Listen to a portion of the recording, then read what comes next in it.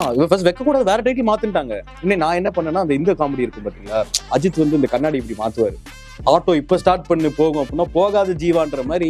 சரி கண்ணுக்கு கீழே கலை நேத்ரா நதி கீதானா ஓகேவா சார், ஓகே அப்படின்னா ஓகே, போகாது ஜீவான்னு வண்டி எடுத்து. சரி கெட்ட வார்த்தையில பேசக்கூடாது சார்.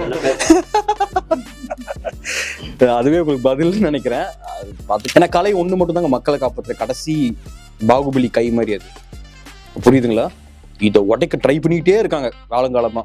அது இவர் மாதிரி ஆளுவும் ஃபிலிம் ஃபெஸ்டிவலும் அதை தாங்கி பிடிச்சிட்டே இருக்காங்க. நம்ம எல்லாம் முடிஞ்ச அளவுக்கு பிடிச்சிட்டு அவனுக்கு அந்த இடத்துல கூட மேம் மேம் மேம் சொல்லிட்டு சார்னு வந்துடும். அவன் ஸ்டாப் பண்ணி ஐயோ கரும நம்ம சினிமாவில் இல்லை, இப்போ ஹாஸ்பிட்டலில் இருக்கோம் மேம் ப்ளீஸ் மேம். அப்படி கிடைக்கும் போது எனக்கு என்ன, இவனோட ஏக்கத்தையும் காட்டணும் வித் ரெஸ்பெக்ட் டு த அந்த வயிறுன்ற போது அது வச்சனால அந்த அம்மாவை நிற்க வச்சுட்டோம், இந்த பாலா போனவனை உட்கார வச்சுட்டோம். புரியுதுங்களா? ஏன்னா வேர்ஜின் தான் கண்டுபிடிக்க மாட்டாளே அப்படின்னு. ஸோ இவனோட அல்ப ஆசைகளை இவன் கலாச்சாரமாகவும் சம்பிரதாயமாகவும் அடக்குமுறைகளாகவும் தெரிஞ்சிருவான். இது மேன் மட்டும் இல்லை, இது மட்டும் இல்லை, இனி திருப்பி நீ ஒருத்தர் கேட்பாருன்றனாலதான் ராவிலே சர்ஜரி செய்யான்னு ஒருத்தர் சொல்லுவார். இவன் ராவிலேனா காலையிலையா சார் அப்படின்னு கேட்பான். எதுக்குன்னா தெரிஞ்சுக்கோங்கடா, காலையில தான் ஆப்ரேஷன், நைட் ஆப்ரேஷன் இல்லடா. ஆனால் ஃபர்ஸ்ட் ஆஃப் ஆல் இந்த ஸ்கிரிப்ட் வைஸ் சரி கதை ரொம்ப நல்லா இருந்தது, ரொம்ப பிடிச்சிருந்தது. என்னோட பர்சனலாக நான் ஃபீல் பண்ணி சொல்றது என்னன்னா, இந்த படத்துல நான் பார்த்த வரைக்கும் ஒரு இடத்த மட்டும் சின்னதாக மயில தவிர மற்ற எந்த இடத்துலையுமே பொலிட்டிக்கல் மிஸ்டேக் வந்து எங்கேயுமே கிடையாது. நான் பொலிட்டிக்கல் மிஸ்டேக் அப்படின்னு சொல்றது வந்து not only the vote bank, vote போடுறது அதில் தன்னை சார்ந்த சாதி மதம் தன்னோட சார்ந்த அனைத்து மனிதர்களையும் புண்படுத்தாமல் இருக்கிறதே ஒரு பொலிட்டிக்கலான ஒரு பெர்ஸ்பெக்டிவ் தான். இந்த சமுதாயத்தில் கட்டமைக்கப்படுற அனைத்து வகையான ஆணாதிக்க சிந்தனைகளுமே இது வந்து பிரேக் பண்ணியிருக்குன்னு ஃபீல் பண்ணுவோம். ஏன்னா ஒரு எக்ஸாம்பிள் சொன்னா, இந்த நதியோட கேரக்டர்ல வந்து அவங்க பாய் ஃப்ரெண்ட் அந்த காலேஜ் படிக்கிற பையன் வருவாரு, வந்து முடிச்சுட்டு ரூம் உள்ள போனோடனே ஈவன் மீ நான் ஃபர்ஸ்ட் டைம் பார்க்கும்போது சொல்றேன், அந்த இடத்துல எப்பேற்பட்ட முற்போக்கு எவ்வளோ ஃபார்வர்டா இருந்தாலுமே அந்த இடத்துல என்ன நடந்திருக்குன்னா திங்கிங்லேயே தெரிஞ்சிடும்.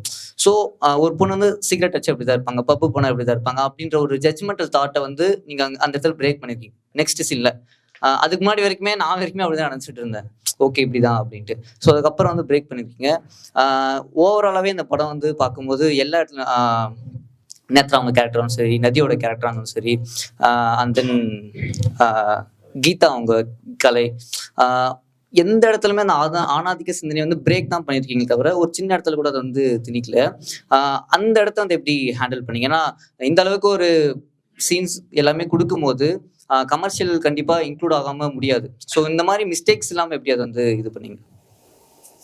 இல்லை எனக்கு தெரியலங்க, பட் ஆனால் நீங்கள் சொல்கிற விஷயம் ஐ ரியலி அப்ரிஷியேட் இட். ஏன்னா அதுதான் நம்ம பிளான் பண்ணோம். ஏன்னா அந்த பொண்ணே கேட்கும் த டோர் வாஸ் க்ளோஸ்டுன்னு சொல்லும்போது, the door was closed but இது லாக்ட் இல்லை, நீ திறந்து பார்த்துருக்கலாங்கிறது தான் நம்ம மைண்டை யோசிச்சிருக்கலாமே. ஸோ அந்த ஒரு பாயிண்ட்லேயே என்ன ஆகுதுன்னு நம்ம எல்லாருமே அபியா மாறிடுறோம் அந்த இடத்துல.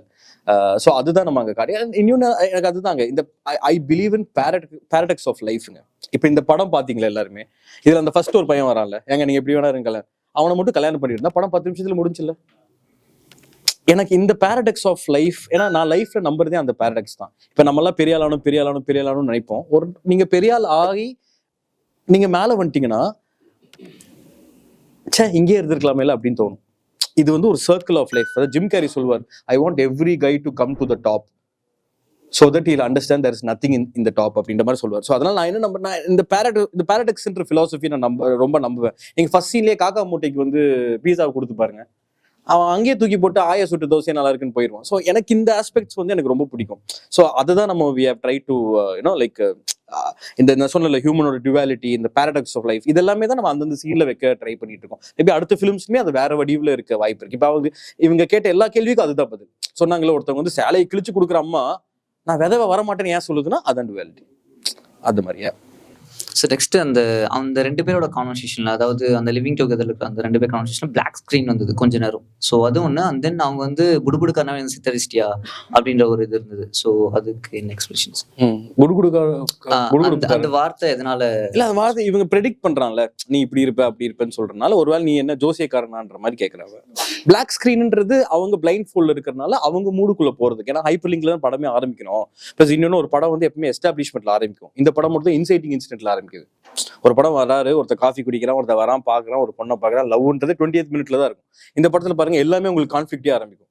ஒரு பொண்ணுக்கு கல்யாணம் ஸ்டாப் ஆயிடுச்சா, எனது ஒரு பொண்ணுக்கு டிவோர்ஸா, எனது 2 பேர் லிவ்ல இருக்காங்களா, எனது ஒரு பொண்ணுக்கு அபார்ஷன் பண்ணுமா, இப்படி கான்ஃபிளிக்ட்ல தான் உங்களுக்கு படமே ஸ்டார்ட் ஆகுது. ஸோ அதனால அந்த to get in to the character அந்த பிளைண்ட்ல இருந்து உள்ள போறோம். எனக்கு இதை பத்தி எதுவும் தெரியல. நான் ஒரு ஃபேனா வந்து நான் சரிங்க actually எனக்கு இந்த சினிமா பத்தி எதுவும் தெரியாது. ஓகே ஆக்சுவலி நான் தான் ஃபர்ஸ்ட் ட்ரெய்லர் அமைச்சாங்க என் ஃப்ரெண்ட்ஸ். நான் பார்த்தோன்னே எனக்கு வந்து அது கியூரியாசிட்டி அந்த எப்படி இருந்தாலும் பார்க்கணும்னு சொல்லிட்டு அதுக்கப்புறம் என் ஃப்ரெண்ட்ஸ்க்கு நான் தான் டிக்கெட் போட்டு கொடுத்தேன். ஃபர்ஸ்ட் டைம் ஒருத்தவங்க வரேன்னு சொல்லிட்டு கேன்சல் பண்ணி அது இன்னொரு தடவை போட்டு அப்பயும் அவங்க ஒரு டிக்கெட் வரல. நாங்கள் 3 பேர் போயிட்டு வந்தோம். இது ஜஸ்ட் நான் உங்ககிட்ட பேசணுன்றதுக்காகவே வந்தது. ரொம்ப ரொம்ப நன்றி மேம். படம் பிடிச்சிங்களா மேம்? ரொம்ப பிடிச்சிருந்தா. ரிவ்யூ கூட உங்களுக்கு போட்டிருந்தேன். நீங்க கூட பிரவீனா என் பேர். Hi ma'am. Hi. Thank you. எல்லா கேரக்டர்ஸும் எனக்கு ரொம்ப இதுவா இருந்தது. முக்கியமா நேத்ரா கேரக்டர் ரொம்ப இதுவா ஓகே இருந்தது. Thank you. Thank you. Thank you. ஆனா ஆக்சுவலா எதுக்கு அந்த ஏன் அவங்க சசி அவ்வளவு தூரம் சொல்லியும் வராதுன்னு கடைசியில ஏன் வரல? இது நல்ல கேள்வி. என்னன்னா இவங்க 2 பேத்துக்கு வேட்டு வச்சுட்டாங்க. இவங்க என்ன கேள்வி கேட்கறாங்கன்னா, சசி நல்லா தான் இருந்தா அவன் ஏன் வந்து வரலன்னு கேக்குறாங்க. அது 2 பேத்துக்கு வேட்டு வச்சுட்டாங்க. அந்த பொண்ணுக்கு காதல் உணர்வை தூண்டினதே யாருன்னு பார்த்தா அந்த அம்மா தான். ஏமா கல்யாணம் பண்ணிக்கோ, எதையா கெட்டியா பிடிச்சிக்கோ அப்படின்னு சொல்லி அந்த பொண்ணுக்கு ஆசை வர வச்சதே அந்த அம்மா தான். அதே மாதிரி சசியை வந்து அவங்க அம்மாவை வேற பெர்ஸ்பெக்டிவ்ல பார்க்க வச்சதே நேத்ரா தான். உங்க அம்மா இத்தனை வருஷம் செக்ஸ் பண்ணல அப்படின்னு கேட்கும்போது இவன் ஷாக் ஆகி, அட நம்ம அம்மாவை இப்படி பார்க்கவே இல்லையேன்னு இவனுக்கு தோணுது பாத்தீங்களா. ஸோ அவங்க அம்மா மேல பெரிய பிடிப்பு வந்தது காரணமே நேத்ரா தான். நேத்ரா சசி லவ் பண்ணுன்னு சொல்றது காரணம் அவங்க அம்மா தான். ஆனா 2 பேரும் வந்து என்ன ஆகுதுங்கிறது தான் இந்த கடைசியில அவங்களுக்கு தானே பாவம்ல. பாவமா தான் இருக்கு. ஆக்சுவலி நீங்க அதான் நீங்க புலம்ப வேண்டாம்னு சொன்னீங்க. ஆனா அந்த புலம்பாம நம்மளால இருக்க முடியாது. அது சொல்யூஷன் கொடுக்காது. சொல்யூஷன் கொடுக்கவே கொடுக்காது. வேற என்ன பண்றது? பாலா போன உலகங்க இது. இல்ல இந்த மென்டல் டார்ச்சர்ஸ் இருந்துட்டு தான் இருக்குது. ஆமா கரெக்ட் தாங்க. ஆனா புலம்பிட்டே இருந்தோம்னா அது நம்ம திருப்பி உள்ளேயே கொண்டு போயிட்டு இருக்கோம். புலம்பல நானும் பண்ண பயங்கரமா புலம்புவேன். வெளியே வாங்க. ஆமாமா.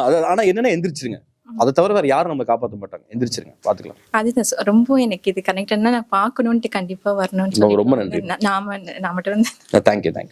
படம் நல்லா இருந்துச்சு சார். ரொம்ப நன்றி. அந்த சுபம் படத்தோட ஃபுல் ஸ்டோரி சொன்னா நல்லா இருக்கும். அது எந்த ப்ரொடியூசரும் கேட்க மாட்டாங்க.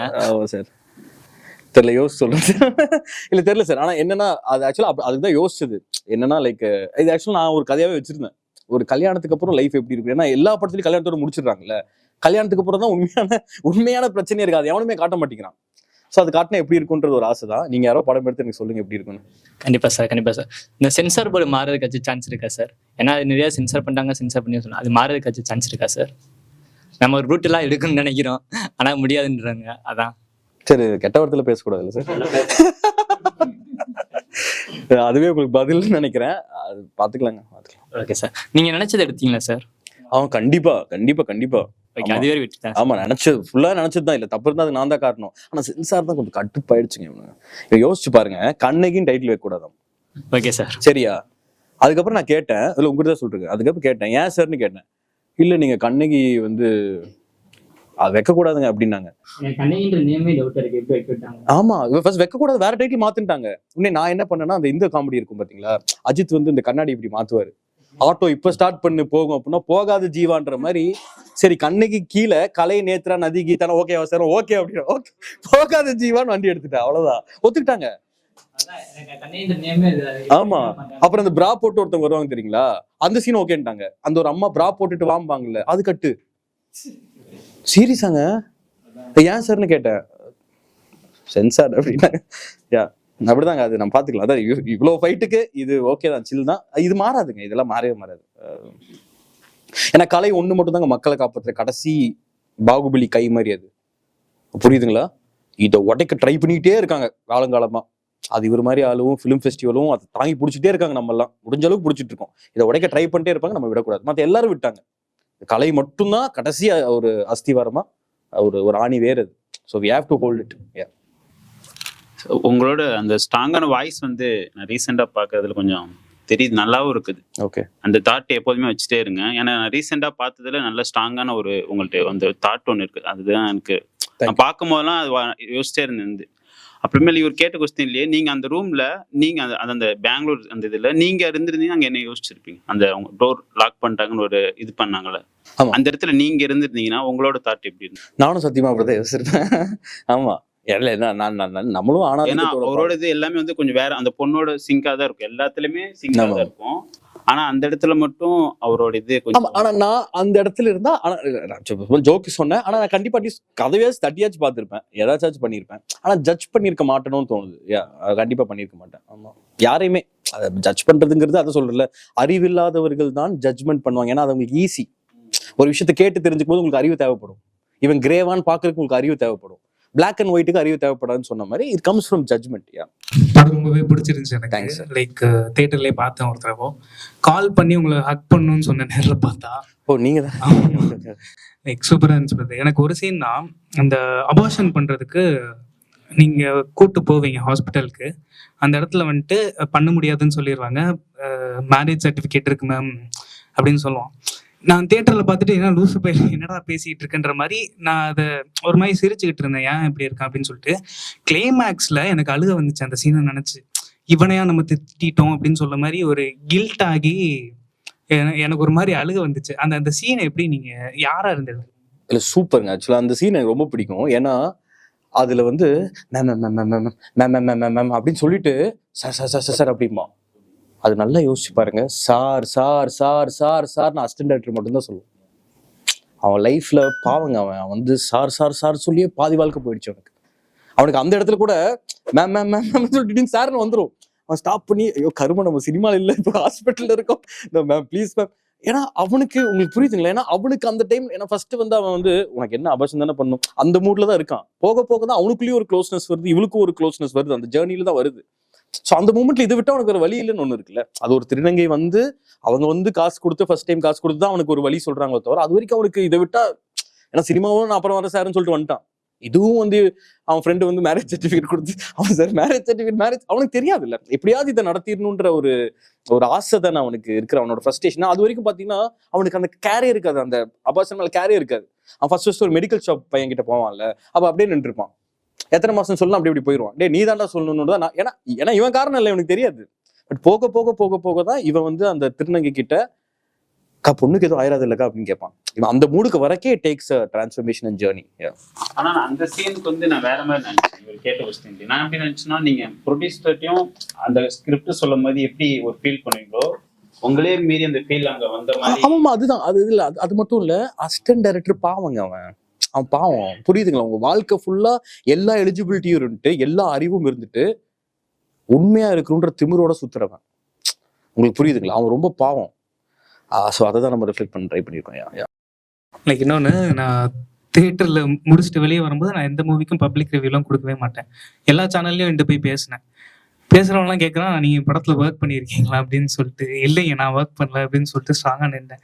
எனக்கு இந்த படத்துக்காக நிற்கிறது ரொம்ப பிடிச்சிருக்கு. ரொம்ப ரொம்ப தேங்க்ஸ், ரொம்ப தேங்க்ஸ், தேங்க்யூ தேங்க்யூ. நீங்கள் ஏன் இந்த ஃபிலிம் ஃபெஸ்டிவலுக்கு நீங்கள் அதான் சொன்ன இல்லைங்க, இந்த படம் வெளியே வர்றதுலேயே செத்துட்டேன் பாதி. ஸோ இப்போ இனிமேல் ரிலீஸ் ஆகாத படங்கள் கூட ஒரு சில வந்து ஃபிலிம் ஃபெஸ்டிவல் வந்திருக்கு. மேபி இதுவும் வந்திருக்கலாம்னு என்னோட. எதுக்குமே சப்போர்ட்டிங் கிடையாது, சொல்ல முடியாது. எழுதுற ஸ்கிரிப்ட்ல எனக்கு 2 கொஸ்டின்ஸ் இருக்கு. லொகேஷன் ஒரு சேம் ஸ்டோரி வைஸ்ல இந்த மாதிரி ஒன்று கன்வே பண்ண முடிவு பண்ணிட்டீங்க. அப்படி நினைச்சதுக்கு அப்புறம் எந்த லொகேஷன் வந்து செட் ஆகுன்ற மாதிரி எப்படி முடிவு பண்றீங்க? அது ஒன்று. நெக்ஸ்ட் வந்து ஸ்கிரிப்ட் எழுதி முடிச்சதுக்கு அப்புறம் ஆர்ட் டிபார்ட்மெண்ட்ல அந்த மாதிரி இப்போ ஈஸ்டர்ஸ் நிறைய நீங்க வச்சிருக்கீங்கல்ல. ஆக்சுவலா வழக்கமான படத்தை விட அதுக்கு நிறைய தேவைப்படுது மாதிரி நான் ஃபீல் பண்றேன். ஸோ அதெல்லாம் நீங்க ஸ்கிரிப்ட் எழுதும் போதே நோட் பண்ணி வச்சிட்டீங்களா, இல்லை வந்து வேற ஒருத்தவங்க டிஸ்கஸ் பண்ணி பண்ணீங்களா? ஸோ அப்படி இன்னொன்னு கேட்டுறேன் சார். தேர்ட் வந்து இப்போ ஒரு டெக்னீஷியன், இப்போ ஆக்சுவலாக ஒரு மியூசிக் ஆல்பம் பண்ணுறதுக்கு ட்ரை பண்ணிட்டு இருக்கேன். டெக்னீஷியன்ஸ் பார்த்துட்டு இருக்கேன், ஒரு டிஓபி இல்லை வேற எடிட்டர் அந்த மாதிரி. ஸோ நம்ம பார்க்கும்போது நம்மள்ட்ட நல்லா பேசுறாங்க. பட் இவங்க ஓகே, நம்ம ப்ராஜெக்ட்டுக்கு இவங்க கரெக்டாக வருவாங்கன்னு நம்ம எதை வச்சு முடிவு பண்ணுறோம்? சூப்பர். நான் தேர்ட் கொஸ்டின் இருந்து ஆரம்பிக்கிறேன். ஃபர்ஸ்ட் இது கொஞ்சம் மறந்துருச்சு, தேர்ட் இருந்து ஆரம்பிக்கிறேன். நான் எப்படி எடிட்டரை பார்த்தேன்னா, டேலண்ட் இருக்கு, நான் இல்லைன்னு சொல்ல, ஆனால் இஸ் வெரி பியூர். நான் எப்படி அசிஸ்டன்ட் டைரக்டர்ஸ் சூஸ் பண்ணேன்னா, எல்லாம் ஃபர்ஸ்ட் படம் நம்மளுக்கு இஸ் வெரி பியூர். நீங்க பியூரான ஆட்களை ஜட்ஜ் பண்ணிட்டீங்கனாலே, கண்டுபிடிச்சிட்டிங்கனாலே, அவங்க தேல் டூ மிராக்கிள். என்னோட கேமராமேன் அப்படிதான், என் ஆர்ட் டைரக்டர் அப்படிதான், தே வெரி பியூர். சார் பேசுறத வச்சு தெரியுமா? நான் பேசுறது இல்லை, பழகுங்க. நீங்க பழங்க. இப்ப என் கூட ஒரு 6-7 வருஷமா இருக்காரு. எனக்கு தெரிஞ்சு நான் என்ன படம் பண்ணாலும் அவர் தான் எனக்கு எடிட்டரா இருப்பாரு. உங்களுக்கு புரியுதுங்களா? ஸோ வந்து நீங்க நண்பனை எப்படிங்க நீங்க தேர்ந்தெடுக்கிறீங்க? உங்களுக்கு அது ஒரு வைப், அது ஒரு சிங்க் தான். ஸோ அதுல நீங்க பாருங்க. ஏன்னா வெறும் எக்ஸ்பர்டைஸும் இதுவும் இட்ஸ் நாட் ரியல். அந்த பியூரிட்டி இருந்துச்சுன்னா அவங்க நம்ம படத்துக்காக என்ன வேணா செய்வாங்க. இது 3வது கொஸ்டின். 2வது என்ன கேட்டீங்க? ஆர்ட் இதெல்லாம் எப்படி பண்ணீங்கன்னு கேட்டீங்க. ஆமா.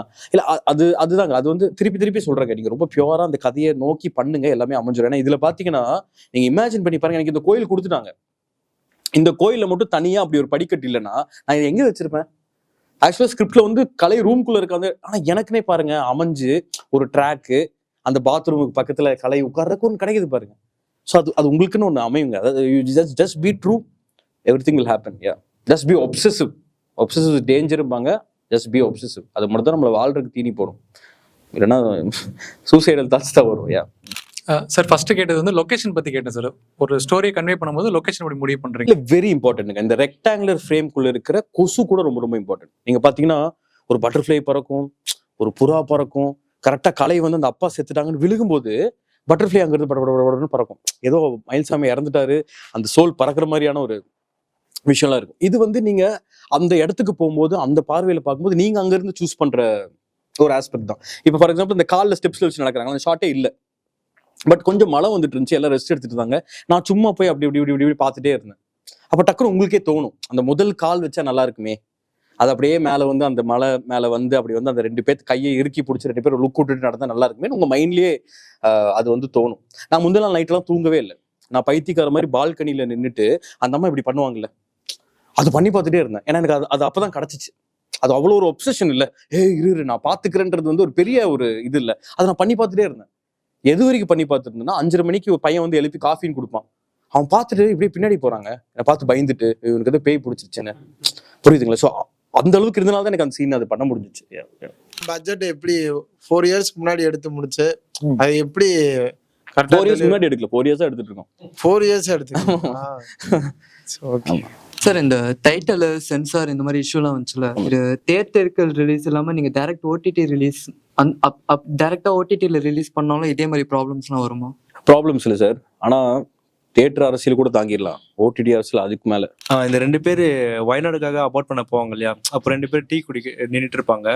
அப்போ அவங்க வந்து நின்றுட்டு இருப்பாங்க, அவன் வந்து டீ குடிச்சிட்டே இருப்பான். அந்த டைம்ல ஏன் ஒரு பிரெக்னென்ட் லேடி நின்றுட்டு இருக்கா, அவளுக்கு உட்கார இடம் கொடுக்கணும், நம்ம நிக்கணும்ன்ற ஏன் அந்த இது அந்த இடத்துல வைக்கலன்னு. கரெக்ட். இதுக்கு வந்து முட்டு கொடுக்குற மாதிரி பதில் சொல்லணும்னா, he's deep inside the thoughts and she is deep inside the thoughts of ஸ்டாண்டிங்னு சொல்லலாம். ஆனால் அது இல்லை. ஆக்சுவல் காரணம் என்னன்னா, நம்ம ஏடி ரஞ்சித்னு ஒரு பையன் இருக்கான். அவன் என்ன சொன்னான்னா, ஆனால் இந்த மாதிரி கேமரால வந்து ஒரு சைடு ஏன்னா அது என்ன லென்ஸ், ஒரு லென்ஸ் வச்சோம்னா 2 சைட்லையுமே ஃபோக்கஸ் கிடைக்கும்னு சொன்னான். ஆக்சுவலாக உங்களுக்கு கிடைக்காது, ஷிஃப்ட் ஃபோக்கஸ் தான் பண்ணணும். Split dioptre correct. இந்த மாதிரி ஒரு பையன் சொன்னான். ஸோ அப்படி வச்சா கிடைக்கும். ஸோ அப்படி கிடைக்கும் போது எனக்கு என்ன, இவனோட ஏக்கத்தையும் காட்டணும் வித் ரெஸ்பெக்ட் டு த அந்த வயிறுன்ற போது அது வச்சனால அந்த அம்மாவை நிக்க வச்சுட்டோம், இந்த பாலா போனவன உட்கார வச்சுட்டோம், வேற எதுவும் இல்ல. இல்ல இப்ப நானா இருந்தேன்னா, பிரெக்னென்ட் நிக்கிறீங்க நீங்க உட்காருங்க அப்படின்னு சொல்லிட்டு நானும் அப்படிதாங்க பண்ணிருப்பேன். அந்த ஷாட்டுக்காக அப்படி பண்ணிட்டேன் தெரியாம. அது சரி, ஓகே. அப்புறம் இன்னொரு கேள்வி, இந்த கேள்வி கேட்கலாமா வேணாமா எனக்கு தெரியல. இப்போ நார்மலா பாய்ஸோட இருக்க மென்டாலிட்டி என்ன இருக்குன்னா, எனக்கு வர வைஃப் வந்து ஒரு வர்ஜினா இருக்கணும் அப்படின்ற மாதிரி நம்ம நினைப்போம் இல்லையா. எல்லாரும் ஒரு காமனா நினைக்கிற ஒரு விஷயம் தான். அந்த கேரக்டரால எப்படி எனக்கு நீ எப்படி இருந்தாலும் பரவாயில்ல, நான் அவனை அக்செப்ட் பண்ணிக்கிறேன் அப்படின்ற மாதிரி எப்படி அக்செப்ட் பண்ண முடிஞ்சுது? மேனோட எல்லா டேர்ம்ஸுமே அவனோட இன்செக்யூரிட்டி இருந்து முளைக்குது. ஓகேங்களா? எனக்கு வெர்ஜின் ஒய்ஃப் வேணும்னு கேட்குறவன் அவனுக்கு பர்ஃபார்ம் பண்ண தெரியாதுன்னு அர்த்தம்.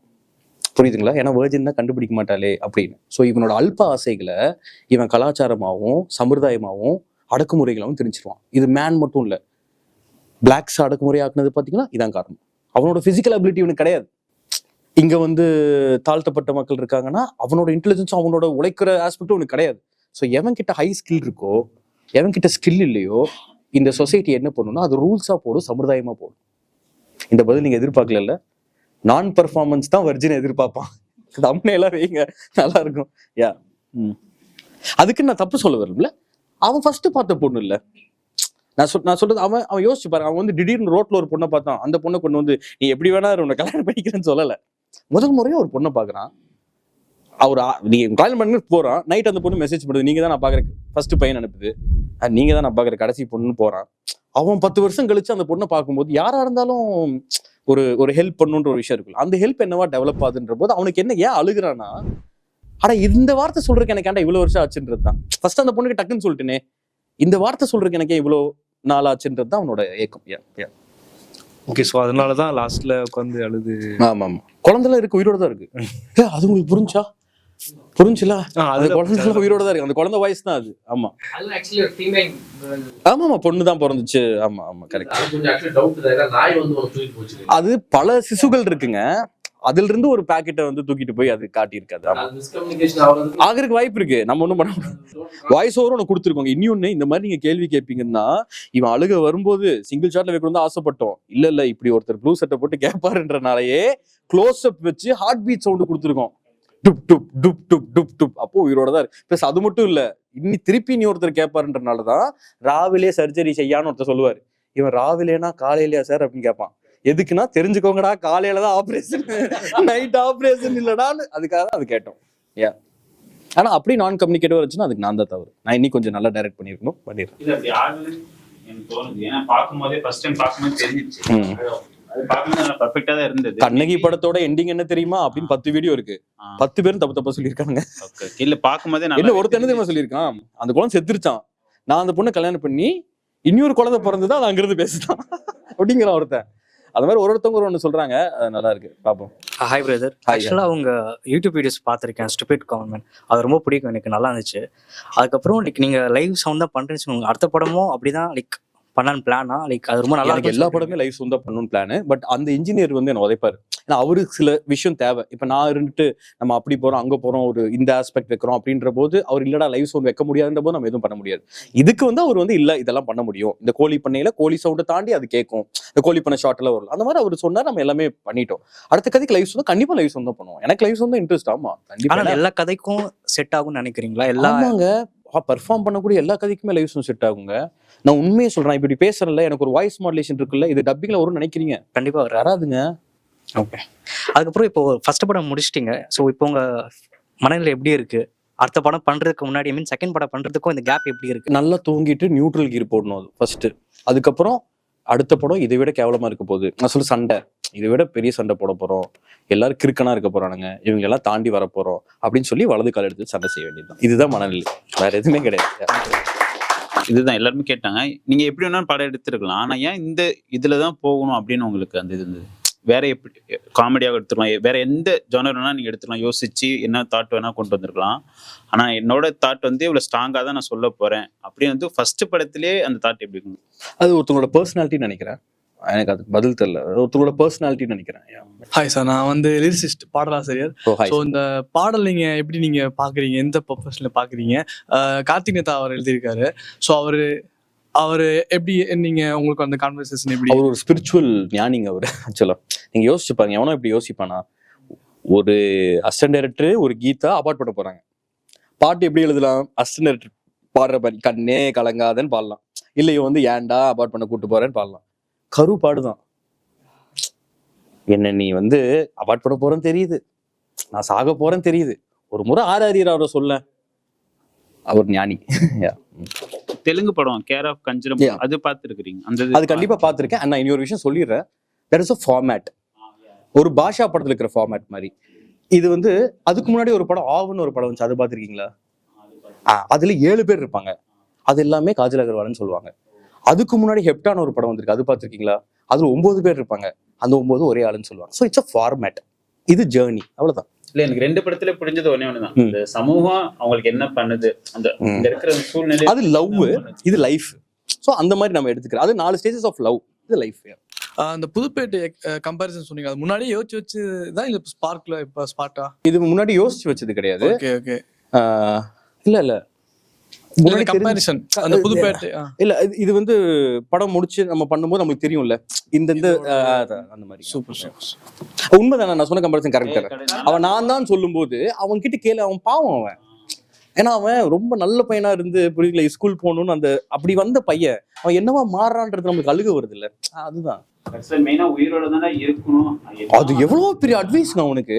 வேற இப்ப நானா இருந்திருந்தாலுமே பெரிய புளுத்தி மாதிரி எழுதியிருப்பேன், கண்ணு இந்த வாழ்க்கை என்பது அப்படி. அவன் பாருங்க, கண்ணு உயிரோடு இருக்கணும்டா, அது வந்து அது பாருங்க. அந்த ஒரு அம்மா வரும், அம்மா வந்து அம்மா நல்லா படிக்க, இது எதுக்கே எனக்கு 2 பிள்ளை இருக்கு. ஸோ இதுல ஒரு முழு, அதாவது ஐயோ நான் பவருக்கு ஆசைப்பட்டு இப்படி ஆயிட்டுனே, இதுதான் நான் வேணும்னு அவனோட ரியலைசேஷன் இருக்குல்ல, அந்த மாதிரி. இதுல நிறைய லேயர்ஸ் இருக்கு. இவர் ஒரு லேயர் கேட்டாரு, அந்த ஒரு லேயரும் புரிய வைக்க வேண்டியது நம்மளோட கடமை. ஸோ அதான் நான் திருப்பி சொல்றேன், நல்ல film will dilute your ego. அது சில ரிவ்யூஸ்க்கு என்ன ஆகும்னா அந்த ஈகோ டைல்யூட் ஆகாம இவன் என்ன சொல்ல வரான் இப்படி பார்த்துட்டே இருப்பாங்க. லாஸ்ட் கிளைமேக்ஸ் கூட நான் ஒன்று அவங்களால ஏற்றுக்க முடியாது. ஏன்னா நீங்க அவனை ஏமாத்துறீங்கன்னு வச்சுக்கோங்க, அவங்களால ஏற்றுக்கவே முடியாது. அவங்க அதை கிரிட்டிசைஸ் பண்ணுவாங்க. ஸோ ஒரு நல்ல film have to dilute your audience ego. அது பண்ண முடியல, அவங்க சைடு இருந்து கிரிட்டிசைஸ் வருதுன்னா அதை ஏற்றுக்கிட்டு நம்ம அதை ட்ரை பண்ண பார்க்கணும். யா